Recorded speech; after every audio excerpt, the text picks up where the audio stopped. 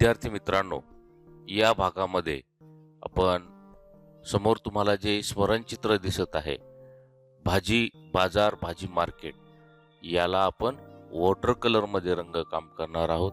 ते रंगकाम कसं करायचं ते मी इथे दाखवणार आहे आणि शिकवणार आहे.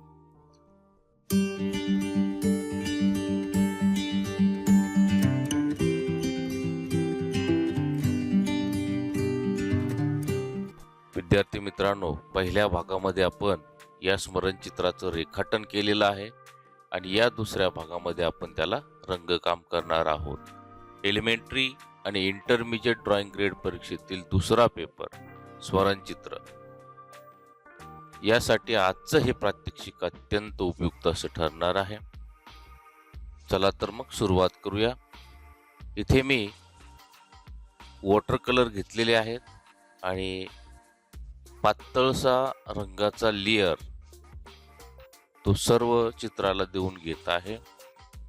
या पद्धतीने तुम्ही देखील एक पातळ रंगाचा लेयर पाणी जास्त घेऊन चित्राला द्यायचा आहे, कारण की या विषयाला वेळ फार कमी असतो आणि त्या कमी वेळेत संपूर्ण चित्र रंगवणं महत्त्वाचं असतं. जर आपल्याकडे वेळ कमी राहिला, आपलं फक्त चित्र रंगून झालंय, तर मग याला झटपट काळ्या स्केच पेननी किंवा काळ्या कुठल्याही पेननी जर आउटलाईन केली, बॉर्डर केली, तर चित्र ते अधिक सुंदर होईल. आणि तुमच्याकडे जर वेळ असेल तर तुम्ही त्याला याच कलरमध्ये शेडिंग करू शकता, म्हणजे त्याला अजून उठाव निर्मिती तुम्हाला करता येईल. ते आपण पुढे पाहणार आहोत. याला शेडिंग कशी करायची. एक पहिला लेयर जो आहे तो पूर्ण चित्राला देऊन घ्यायचा आहे आणि नंतर शेडिंग करणार आहोत. इथे आपण काळ्या स्केच पेनने आउटलाईन करणार नाहीत. विद्यार्थी मित्रांनो, आपण जर या चॅनलवर नवीन असाल तर हे चॅनल सबस्क्राईब करा, शेजारील बेल आयकॉनला ऑल करा आणि व्हिडिओ आवडला तर लाईक आणि शेअर जरूर करा. वॉटर कलर जे आहेत ते मी पॅलेट मध्ये काढून घेतलेले. पहा, वॉटर कलर म्हणजे ट्यूब कलर, ते ट्रान्सपरंट असतात. ते सगळे या पॅलेट मध्ये मी ते सोडून ठेवलेले आहे आणि ते इथे रंग देण्यासाठी वापरतो. आता विद्यार्थी मित्रांनो, या वॉटर कलर मध्ये तुम्हाला पांढरा रंग नसतो. पहा, त्या पॅलेट मध्ये येतच नाही. पण तुम्हाला पांढरा रंग जो आहे तो पेपरचा पांढरा भाग सोडून ते पांढऱ्या रंगाचा इफेक्ट तुम्हाला द्यावा लागतो. ही थोडी प्रोसेस अवघड आहे, परंतु सरावाने ती तुम्हाला सोपी होईल. आर्ट मास्टर गोरे चित्रकला परीक्षा मार्गदर्शक या नावाने माझं एक पुस्तक मार्केटमध्ये येणार आहे. त्या पुस्तकामध्ये मी हे सर्व तिथे शिकवलेलं आहे. त्या पुस्तकाचं वैशिष्ट्य म्हणजे भारतातलं पहिलं ते QR कोड युक्त चित्रकलेचं पुस्तक आहे. त्याच्यामध्ये QR कोड आहे. ते QR कोड जर तुम्ही स्कॅन केले तर त्याचा व्हिडिओ तुम्हाला पाहायला मिळणार आहे. ते पुस्तक जरूर खरेदी करा. बाय पोस्ट देखील तुम्हाला मिळेल किंवा तुमच्या तिथे जर ऑनलाईन किंवा जवळील मार्केटमध्ये सुद्धा ते अवेलेबल होईल. विद्यार्थी मित्रांनो, आता जो छोटा स्पेस आहे तिथे मी एकदम 0 पॉइंट किंवा 000 पॉइंटचा ब्रश किंवा 1 नंबरचा ब्रश, असे ब्रश मी तिथे घेतलेले आहेत. रंग देताना फिकट रंगाशेजारी जर तुम्ही डार्क रंग दिला तर त्याच्यामध्ये उठाव दिसतो, कॉन्ट्रास्ट दिसतो. हे मी नेहमी लक्षात घ्यायचंय. फिकट रंगाशेजारी डार्क रंग येऊ द्यायचा. आता इथे मी जो डार्क ब्ल्यू दिलाय त्यामुळे तिथे उठाव निर्मिती झाली. हे आपण करायचं आहे. रंगकाम झटपट करायचं आहे. एका वेळेस एका प्रकारचे रंग देऊन घ्यायचे आहेत. समजा माणसाच्या शरीराचा जो रंग आहे, स्किन कलर, तो मी एका वेळेस सगळीकडे देऊन घेतलाय. यामुळे काय होणार आहे, तुमच्या वेळेची बचत होणार आहे. हे आपण इथे करायचं आहे. स्टेप बाय स्टेप रंगकाम करत जायचं आहे, घाई करायची नाही. या पेपरला 2 तासाचा वेळ असतो. घरी प्रॅक्टिस करत असताना तुम्ही 2 तासच ही रेखाटन आणि रंगकामाची मेमरी ड्रॉइंगसाठी, स्मरणचित्रासाठी प्रॅक्टिस करायची आहे. पाहता इथं मी केसाचा रंग एकाच वेळेस काय केलाय, देऊन घेतला. त्यामुळे प्रत्येक वेळेस रंग तयार करण्याची ती गरज पडत नाही. अशा पद्धतीने जवळजवळ फर्स्ट लेअरचं काम आपलं कंप्लीट होत आलेलं आहे मग याला जर तुम्ही असं वाळू दिलं आणि ब्लॅक जेल पेनने किंवा मार्कर पेनने परमनंट इंकचे पण पेन मिळतात, त्याने जर एक कलर काम केलं तर ते सोपं जाईल. या पद्धतीने आता पहा सेकंड लेअर सुरू झाला म्हणजे यातले जे डार्क कलर आहेत ते मी देतोय. या वॉटर कलरचं जलरंगाचं वैशिष्ट्य असं आहे की फिकट रंगाकडून गडद रंगाकडे जात आहे. आधी फिकट रंग चढवायचे आणि नंतर त्याच्यामध्ये गडद रंग लावत जायचं.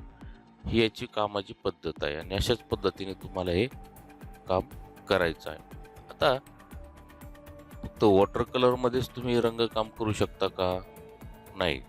तर पोस्टर कलर हे एक माध्यम आहे, ऑइल पेस्टल्स आहेत, कलर पेन्सिल्स आहेत. पण तुम्ही ज्या माध्यमामध्ये चांगलं काम करू शकता, त्याच्यामध्ये चांगला इफेक्ट देऊ शकता, आणू शकता, ते माध्यम इथे तुम्ही निवडायचं आहे. मी वॉटर कलरमध्ये काम करतोय किंवा तुमचा मित्र वॉटर कलरमध्ये काम करतोय म्हणून तुम्ही वॉटर कलर करावं, वॉटर कलरमध्ये काम करावं असं नाही. ज्यावेळेस तुम्ही प्रॅक्टिसमध्ये वॉटर कलरचं काम चांगलं केलंय पहा आणि ते तुम्हाला चांगलं जमतंय, मग फायनल परीक्षेला देखील हेच माध्यम तिथे वापरा. तिथे ऐनवेळेस जर बदल केला, ऐनवेळेस जर दुसरं माध्यम वापरलं तर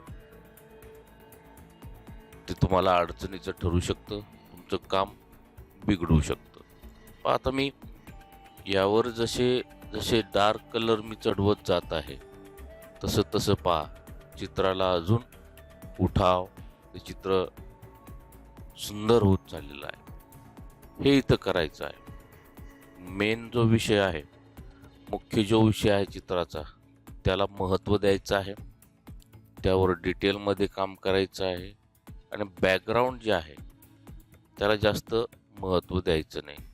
आपलं उलटं होतं पहा, आपण जे मागचं बॅकग्राऊंड आहे त्यात जास्त काम करत बसतो आणि मग वेळ निघून जातो आणि मुख्य विषयाला महत्त्व दिलं नाही तर ते चित्र चांगलं होत नाही, म्हणजेच आपल्याला ग्रेड चांगली मिळत नाही, आपल्याला मार्क कमी मिळतात. तर हे एक गोष्ट लक्षात घ्यायची आहे पहा, ह्या चुका करायच्या नाही. शक्यतो जवळ तुमच्या वॉच असलं पाहिजे, घड्याळ असलं पाहिजे. आपण रेखाटनाला किती वेळ दिला, रंगकामाला किती वेळ दिलाय, त्याच्यामध्ये तुम्ही पाहून त्या स्पीडने रंगकाम करावं. पहा आता सेकंड लेअर मी कसं चढवतो, तेच रंग, याचं टेक्निक असं आहे, रंगामध्ये पाणी जास्त घेतलं तर तो रंग पातळ होतो, म्हणजेच फिकट होतो, लाईट होतो, आणि त्या रंगातलं पाणी कमी केलं आणि रंग वाढवला तर तो डार्क होतो, गडद होतो. आणि आता मी गडद रंग ज्या बाजूने शॅडो आहे, आपण डाव्या बाजूने प्रकाश घेतलाय पहा चित्रावर, त्या वस्तूंवर, तर मग सावल्या कुठं पडतील? उजव्या बाजूला. आणि मग ज्या बाजूला सावल्या आहेत त्या बाजूला कोणता रंग द्यायचा आहे? गडद रंग द्यायचा आहे, डार्क रंग द्यायचा आहे. या पद्धतीने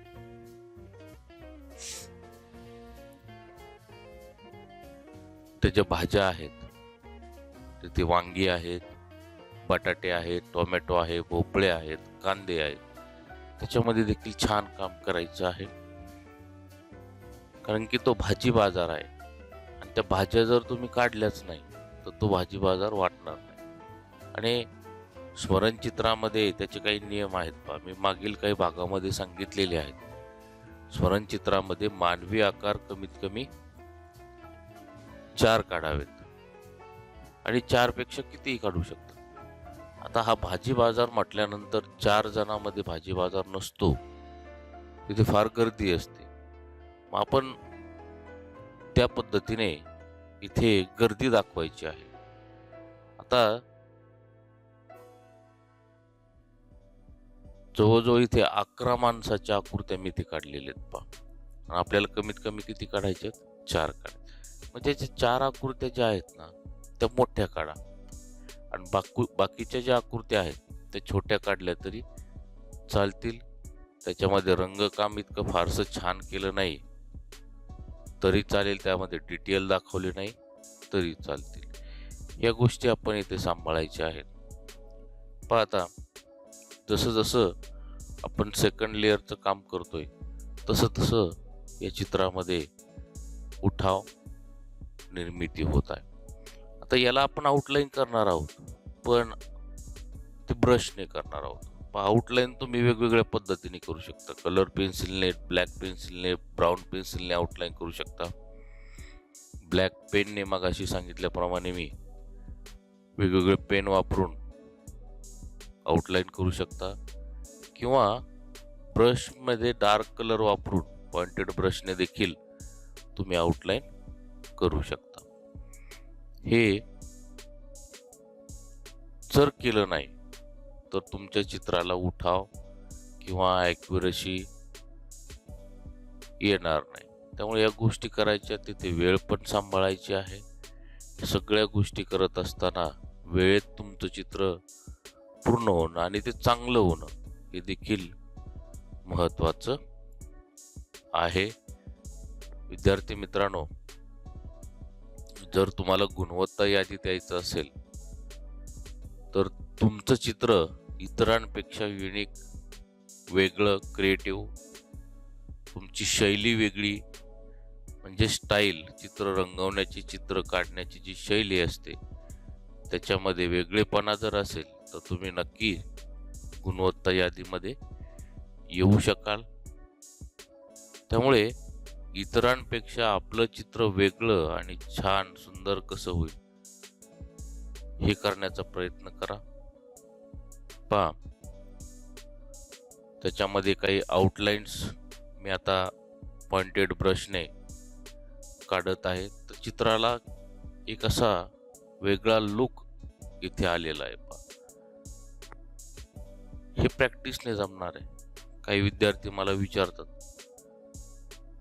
सर माझं चित्र रंगवलंय पण चांगलं होत नाही.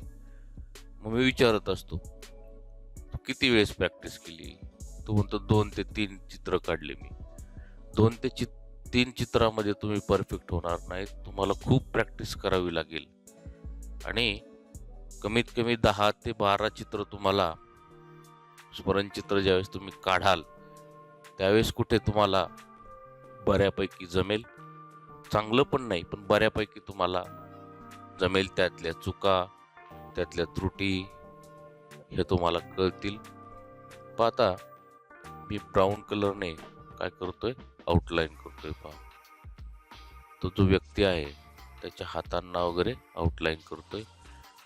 हे स्टेप बाय स्टेप एक एक व्यक्ती फायनल करत जर आपण गेलो तर आपला गोंधळ उडणार नाही आणि व्यवस्थित आपलं चित्र रंगून पूर्ण होईल. हा लॉकडाऊन मधला प्रसंग आहे. सर्वांनी मास्क तोंडाला बांधलेले आहेत आणि भाजी बाजारामध्ये भाज्या खरेदी करण्यासाठी लोक आलेले आहेत. तुमच्या चित्रामध्ये एक अशी कंपोजिशन दिसलं पाहिजे. असे पुतळे उभे केलेत असं वाटायला नको. एकमेकांचा असा सहसंबंध दिसायला हवाय. हालचाल, गती दिसायला हवी. ते तुम्हाला साध्य करता यायला पाहिजे. या पद्धतीने नंतर आपल्याकडे वेळ असेल तर पाहता ती जी साडी आहे त्यावर जे डिझाईन्स आहे ते देखील लाईट कलरमध्ये जर आपण काढलं तर अजून त्याला गेटअप येईल, त्याच्या सुंदरतेमध्ये भर पडेल. पाहतो प्रत्येक जो मानवी आकार आहे त्याला फायनल करत पुढे पुढे चाललो आहे. पहा, आता हा व्यक्ती, आणि मग आपण काय करणार, जो खालचा जमिनीचा भाग आहे त्याच्यामध्ये थोडंफार काम करणार आणि त्याला फायनल करणार. अशा पद्धतीने हे रंगकाम करत चला. आता हे जे मी रंग वापरतोय ते कॅमल कंपनीचे वॉटर कलर आहेत. मार्केटमध्ये तुम्हाला वेगवेगळ्या कंपनीचे कलर मिळतील. तुम्ही आधी ते वापरून पहा, अनुभव घ्या. तुम्हाला जे कलर वापरायला सोपे वाटतात, इझिली तुम्ही ते वापरू शकता. आणि त्यातून चांगला इफेक्ट देऊ शकता, आणू शकता ते रंग वापरा. मी जे रंग वापरतोय ते देखील चांगले आहेत आणि जो खाली पेपर वापरतोय तो वॉटर कलर साठीचा हँडमेड पेपर आहे. तुम्हाला जो परीक्षेमध्ये पेपर दिला जातो तो ऑफ व्हाईट कलरचा कार्टेज पेपर असतो. त्यावर देखील मी वॉटर कलर मध्ये सगळ्या माध्यमामध्ये काम करून दाखवलेलं आहे. त्या पेपरवर देखील छान काम होतं. आता माझे काही व्हिडिओ असे आहेत की विद्यार्थ्यांकडे एकदम कमी रंग आहेत, 4च रंग आहेत. मग त्या 4 रंगामध्ये देखील छान काम करता येतं. याचे पण माझ्या चॅनलवर काही व्हिडिओ आहेत. म्हणजेच काहींचा समज असा आहे की रंग भारी असतील, पेपर भारी असेल तरच चित्र छान होतं. तसं पण नाही. इथे तुम्हाला निसर्गातील रंग जर तुमच्याकडे असतील ते वापरायला देखील परवानगी आहे. अशा पद्धतीचं रंगकाम. आता ज्या सावल्या आहेत, माणसांच्या सावल्या देखील फार महत्त्वाच्या आहेत. त्या सावल्या जर दाखवल्या नाही तर ती माणसं हवेत तरंगल्यासारखी दिसतील. म्हणजे जमिनीशी किंवा ज्या भागावर ते उभे आहेत पृष्ठभागावर त्याच्याशी त्यांचा काही संबंध नाही असं दिसेल. त्यामुळे त्या शॅडो आहेत त्या देखील फार महत्त्वाच्या आहेत. शॅडोमध्ये रंग कोणते वापरायचे. आता बघा, त्या जमिनीचा रंग मी थोडा खाकी पिवळा दाखवलाय पहा. त्या खाकी पिवळ्यामध्ये थोडा ब्राऊन आणि थोडा जांभळा रंग सावलीसाठी जर घेतला तर त्याचा इफेक्ट एकदम सुंदर दिसेल. अशा पद्धतीने पहा, सुरुवातीला चित्र कसं होतं आणि शेवटच्या टप्प्यामध्ये चित्र कसं झालंय. आता वॉटर कलर सुकल्यानंतर तो लाईट होतो पहा, तो एक अंदाज आपल्याला कामातून येईल. आता इथे मी एक डॉग कुत्रा काढतोय पहा. त्या चित्राला कंपोज करण्यासाठी हे करणं फार महत्त्वाचं आहे. त्याने चित्राला अजून छान लुक येणार आहे. रेखाटनामध्ये हा कुत्रा मी दाखवलेला नव्हता. नंतरच्या टप्प्यामध्ये त्याच्यामध्ये काय केलं, मी बदल केलाय. आपल्याकडे जर वेळ शिल्लक असेल तर या पद्धतीचे बदल आपण नंतरही करू शकतो. अजून कोणकोणत्या गोष्टी त्या बाजारात असतात त्या आपण दाखवायच्या आहेत. त्यासाठी आपलं निरीक्षण कसं पाहिजे, निरीक्षण चांगल्या प्रकारचं पाहिजे. आणि ते निरीक्षण आपण जर मनामध्ये साठवलं, त्या पद्धतीने काम केलं तर आपलं काम युनिक, कल्पक आणि वेगळं होईल, यात शंका नाही. पहा, तो डॉग कसा काढला. आता त्याची देखील आपण पडछायाखाली काढणार आहोत आणि त्याला एक सुंदर गेटअप देणार आहोत. या पद्धतीने आजचं रंगकाम आपण शेवटाकडे म्हणजे एंडकडे नेत आहोत. अजूनही काही जर मला वाटतंय की डिटेल्स करावेत ते मी करतोय. या पद्धतीने फायनल साईन झालेली आहे. विद्यार्थी मित्रांनो, आजचा हा व्हिडिओ आपल्याला कसा वाटला नक्की मला कळवायचं आहे. व्हिडिओ आवडल्यास लाईक करायचा आहे, शेअर करायचं आहे आणि चॅनलला सबस्क्राईब करायचं आहे. भेटूया एका नवीन विषयासह. हा जो मास्किंग टेप आहे तो आधी वापरून पहा आणि नंतर परीक्षेत त्याचा ट्राय करा. ऐनवेळेस वापरू नका. थँक्यू.